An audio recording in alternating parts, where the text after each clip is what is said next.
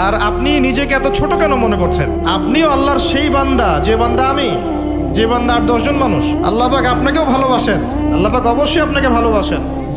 জীবনের দীর্ঘ সময় পর্যন্ত আপনি আল্লাহকে ডাকেন নাই, আল্লাহ আপনাকে ফেলে দেয় নাই। আল্লাহ আপনাকে খাওয়ান, এখনো পড়ান, বাঁচিয়ে রেখেছেন, আল্লাহ নিয়ামত দিয়েছেন। আল্লাহ আপনাকে ভালো না বাসলে এমনি করেন?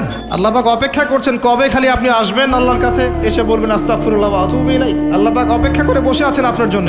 আপনি কোথায় যাচ্ছেন? ফাআইনা তাযহাবুন। আল্লাহ পাক বলেছেন ফাআইনা তাযহাবুন, কোথায় যাচ্ছ তোমরা? কোথায় যাচ্ছেন? টাকার পিছনে, বাড়ি গাড়ি, স্ট্যাটাস, স্ত্রী সন্তান, ভোগ বিলাসের পিছনে? আল্লাহ অপেক্ষা করছেন আপনার জন্য। আসেন, সেজদা করেন, নিকটবর্তী হন, আল্লাহ আপনার জন্য অপেক্ষা করছেন। যাবেন না আল্লাহর কাছে? আল্লাহ পাক সবাইকে আল্লাহর কাছে ফিরে আসার তৌফিক দান করুন।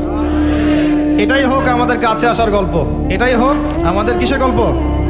কাছে আসার গল্প। আমাদের জেনার গল্প দরকার নাই, ওদের কাছে জেনা হচ্ছে কাছে আসার গল্প, যার ব্যাপারে আল্লাহ বলেছেন লা তাকরাবু জিনা।